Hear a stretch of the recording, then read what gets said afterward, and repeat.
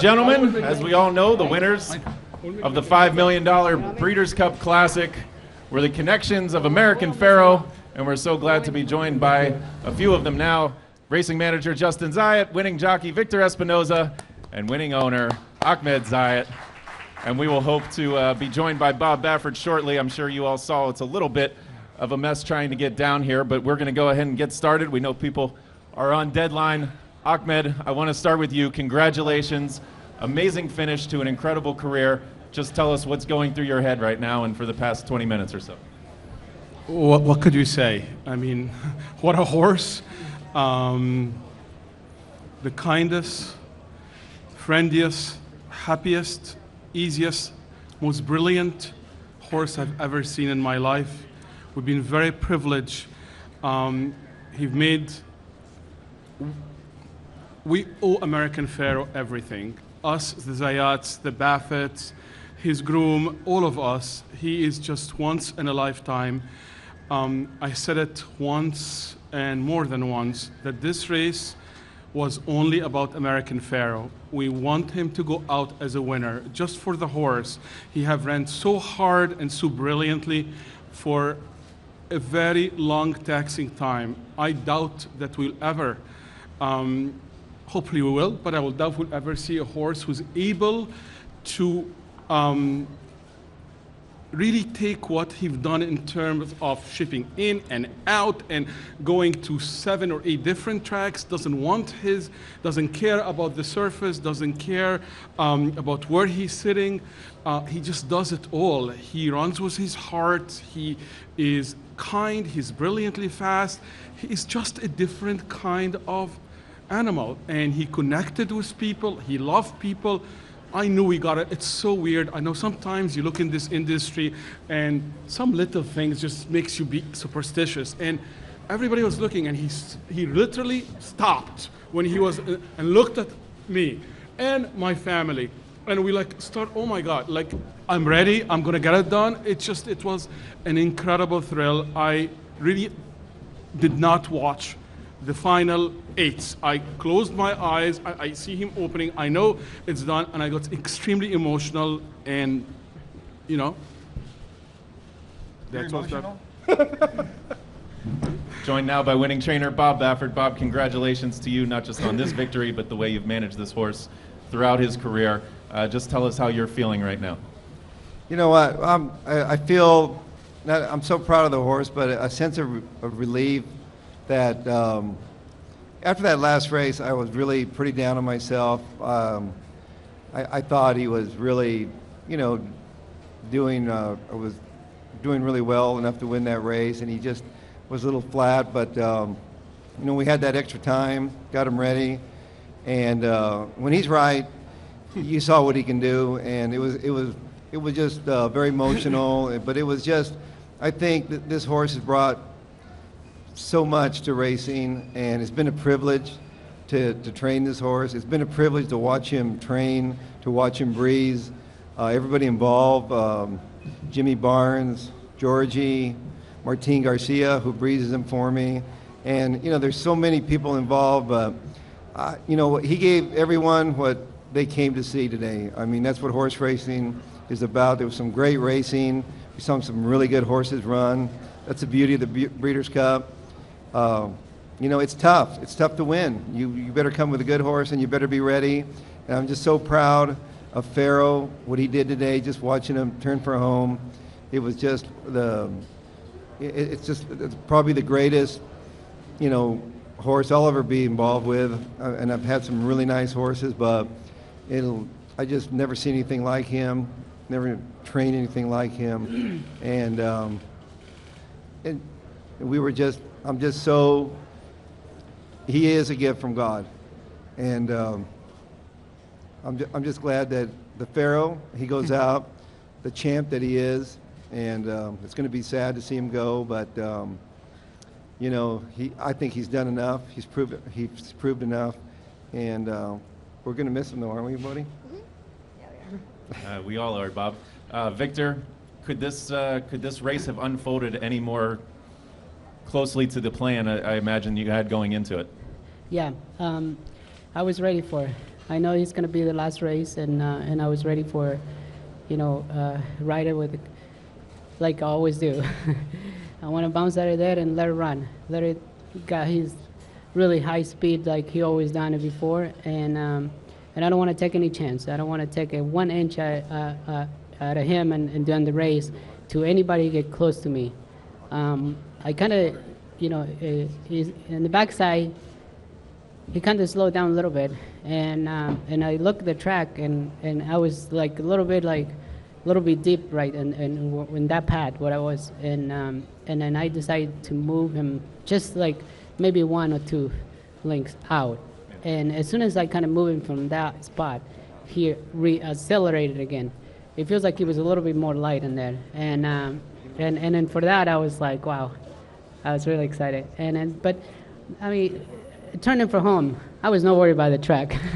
I was gone. Yeah. I was trying to open it up as much as I can, and I saw the wire maybe 20 yards, and it was, for me, it was not coming fast enough because I want to cross that wire and get it over with. And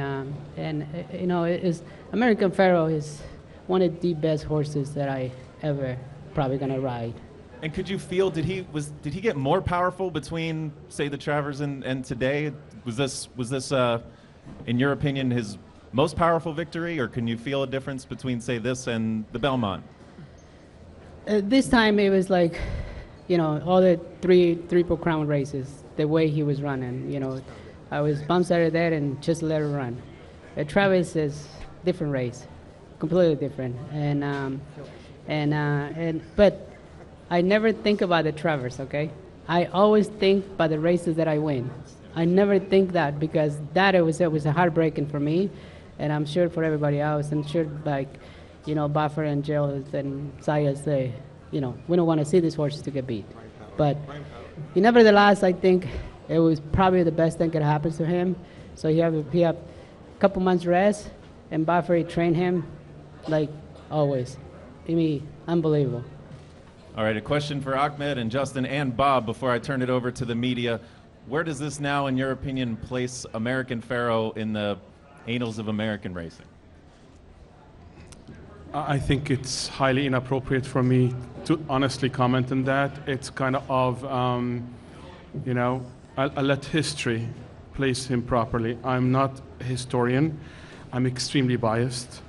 American Pharoah have delivered everything we've asked for. He have done something that's not done in 37 years in sheer ease. If this horse have been pushed in either, in my opinion, the Preakness or the Belmont, he would have broken a track record. He is brilliantly fast, but it's not how fast, it's how easy for him things are. He's a smart horse, he's a brilliant horse, he protects himself. One final thought from me about American Pharoah's legacy. Bob and I, for weeks after the Travers, have beaten ourselves up. I, as an owner, have taken total responsibility for him losing the Travers. I have zero regret. It was the most incredible love of equine, Saratoga, 15,000 coming. Everybody got overzealous. He did too much. The horse showed us how brilliant he was. He was totally empty and ran his heart out. In defeat, he was gallant, and we did not want to let his legacy end this way. This man, my friend, my trainer, not only did a brilliant job getting a horse off a layoff to run back, to form a most brilliant performance.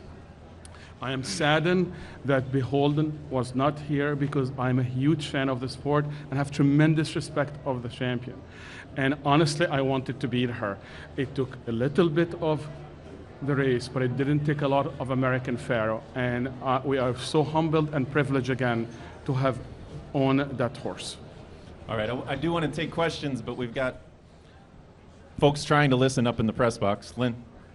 Mr. Zayat, the other day you were saying that you were unsure of what comes next for Pharoah, that he is retired, but you weren't sure when he was going to the farm, or you wanted to do a legacy, and you said you'd talk about it after the race. Okay, everybody asks me what's next for American Pharoah. Obviously retirement. The question is how? A Triple Crown winner should go out in a way that is appropriate of how he was embraced by the fans and the sport. And just I'm superstitious. I did not want to discuss it with Bob or even the stud farm, Coolmore, or when is he gonna go there. And I said, after the race, we'll sit together and discuss what is the appropriate farewell send-off in order to pay tribute to such a special animal. Go and hear from Tim. Bob, you talked about how nervous you were going to be before this race. Were you, and when did it go away? I got nervous when I started getting nervous about. I always get nervous like about an hour out. I just started, we came from the hotel about a couple hours before the race, and we're just hanging around the office there at Keeneland, and so you want everything to go right, but when I saddled him, I could tell he was full of himself, and he was behaving right, and I got to meet the Kentucky Wildcat coach, Calipari, and that was pretty exciting, and Bodie got to meet him, and he was telling me he was afraid that he didn't want to give me a bad draw. He had a lot of pressure on him. And so I told him, that you gave us a great spot, and so I was just having fun with it. But I was just so worried. I just wanted to make sure that this horse ran well, not only for him, but for all the fans of racing that are watching him. There's extreme amount of pressure that we have when you have a horse like this, and so. I just wanted to make sure that he was doing well. I saw Victor in the paddock. I said, Victor, he's sharp. You're going to feel that the Pharoah today, and let's hope it goes well, breaks clean, do your thing. And when I saw him down the backside, I felt pretty good about it. He was moving really well, and I knew it was from then on it's racing. If it happens, it happens. Then turning for home, it was just pretty incredible to, I was standing in the paddock watching the race. I wish I would have watched from the front to hear the crowd. I really didn't get to see the crowd, but I was enjoying that moment with my wife, Jill, and we're, just emotional for us, the journey that this horse that we've been on, and probably Bodie was probably more nervous than anybody. He was very nervous, and but I'm just glad that the Pharoah showed up. You'll probably get that big buyer you guys been looking for today, but I want to thank Victor Espinoza.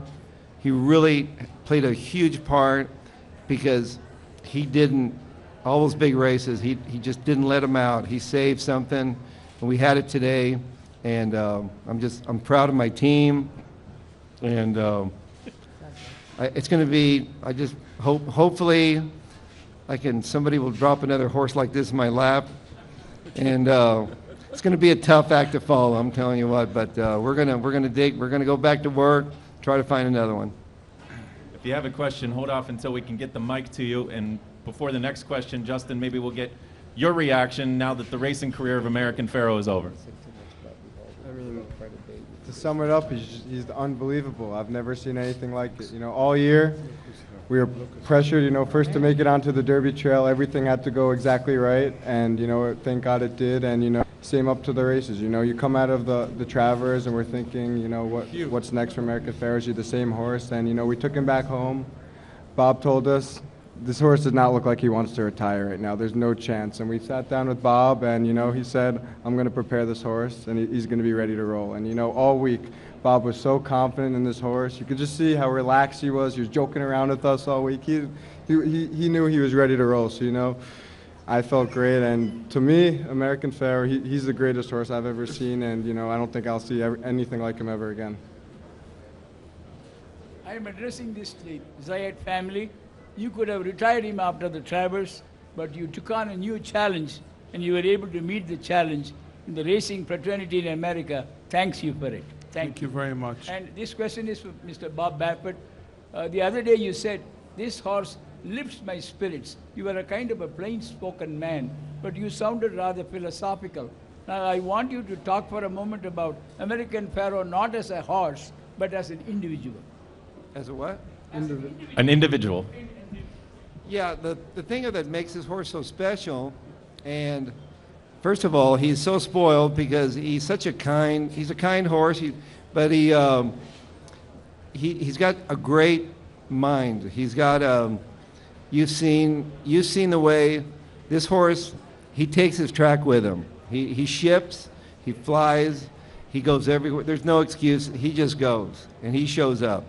And that's an incredible individual. I mean, I've had horses that were maybe just on a given day they were as fast as him, but they had a small window, and his window has been wide open the whole time. It's something that that we realized this spring what an incredible animal he is, and so I think it's something that I grew up. To me, Secretariat was the greatest horse I ever saw. And watch run, and just to be close to him or in the same sentence as him, to me, as a horse trainer, it makes me feel like when people come up to me, I can't judge how great he is or whatever, but I know by training I've had some really good ones, and he is just incredible. Completely, his mechanics are totally different than any horse I've ever had. I even tried to get Todd Pletcher to walk him the other day. I said, Todd, walk this horse. He's in my shed room. And he didn't want to take the shank. I said, I don't want to walk him. I said, I want you to feel his mechanics, the way he walks really. He's fat. Even the way he walks, it's incredible mechanics that this horse has. And that's why he has brought it, other than the little bump at Saratoga, and other than that, it's my fault, and it's not his fault. It was, and if I did, I would do it again in a heartbeat, because that was the day before, that was the best day of my career, watching those fans going into Saratoga. I was so glad. I felt bad for the horse, but it was an incredible few days there, and to me, racing, these big horses, we can't be afraid to run these horses. And I give him, he could have put him away after the Triple Crown. He could have taken a chance. We were ready for all challengers. Unfortunately, the field weakened, but that's the kind of horse. He's that strong of a horse that, we call him, he's Hickory, whatever, but it was like my friend Wayne Lucas, who to me is one of the greatest thoroughbred trainers of all time. I wanted to be like Wayne all my life. What's up, Wayne? And Bob, Wayne has something to say. Bob, is this on? Bob, on behalf of every one of us that get up in the morning and train horses, I want to congratulate you, Victor, on an extraordinary job. You were absolutely masterful. You had him trained to the minute. I knew he'd break their heart at the half-mile pole, and he did it, but you had him ready. And on behalf of every trainer that gets up and tries to make a living, I want to congratulate you. You've been wonderful. Thank you. That was pretty extraordinary. Who else has a question?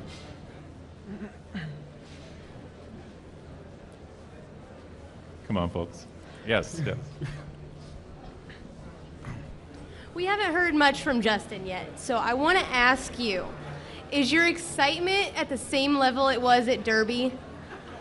For sure. I mean, I didn't have the same reaction, but my excitement for American Pharoah never ends. I wake up every morning excited. I wake up every morning, the first thing I go on is my Twitter to see who's posting the newest picture of American Pharoah, or looking at my phone to see if Bob's texting me a video, So every day with American Pharoah is the biggest excitement and thrill for me. Any final questions for these guys?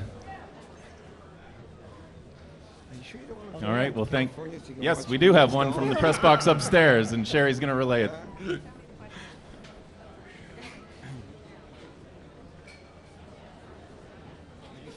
Well, no questions. I want to add. Go ahead. Your To manage a horse the way this horse have been managed by a masterful job by Bob Baffert,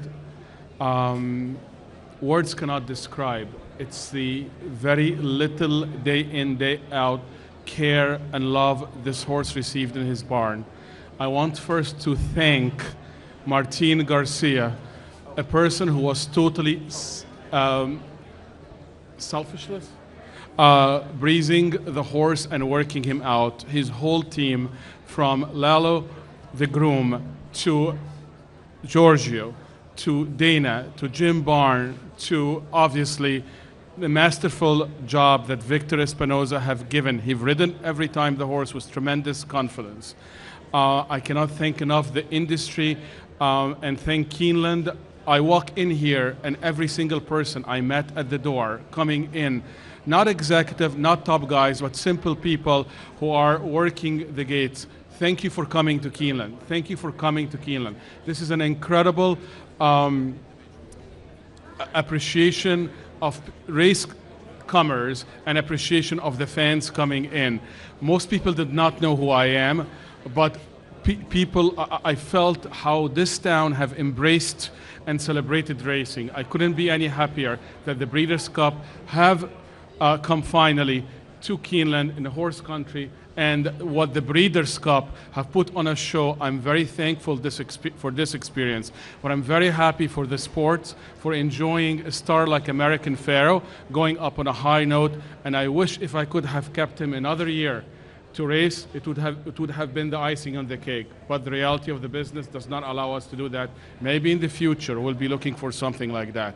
Okay, last question from the press box. Bob, they did want to know if American Pharoah will come out of the barn tomorrow morning. Will he leave the barn, and where can we find you in the morning if possible? I'm going to be charging like $100 to come see him. I'm gonna milk this for all I can, and he'll be here. We'll be at the barn, and I don't know. We're just going to be hanging out there, and we'll probably bring him out probably around like 8, 9 o'clock, whatever. I don't want to really. I haven't even thought about it right now. We were so focused on the race, but I'll tweet it. also Keeneland. It's a really good place to buy a horse too. That will be happening as well. And with that, I'd like to turn it over to Barry Weisbord for a toast. If I could, is this on? Hi. If I could just have your attention for one more moment. I know everybody's doing a lot of work, but I have the honor of the last piece of business of the day, which is the Breeders' Cup. For all of our winners, we have a toast area, which is generally a bit more organized than this. So I have some champagne people to pass out to the connections. If the connections could all make themselves known. I saw Jill up here. This is a very large group.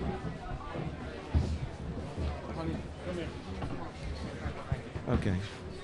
So this is, there's a little bit of duty here from the Breeders' Cup perspective, but I have to say for you all that this is very personal for me.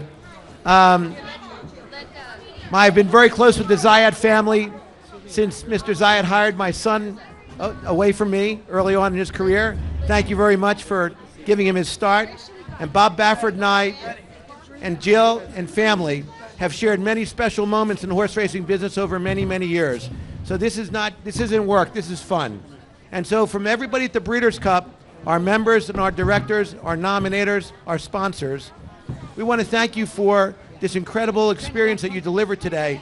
But more than that, Bob and Ahmed and families, we want to thank you for the access and the beauty that you displayed and the way you treated the public with this horse and all the good that you did for racing this year. I've had the chance to tell you both of this personally, but in front of everyone and for the Breeders' Cup, not just today was a great moment, but you were a great moment from start to finish. And for all that, we want to say thank you and congratulations.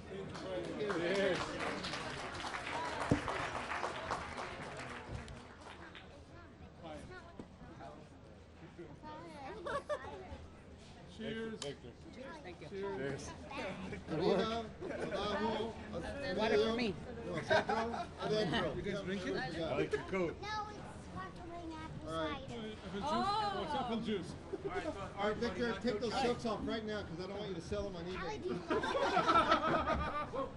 You okay?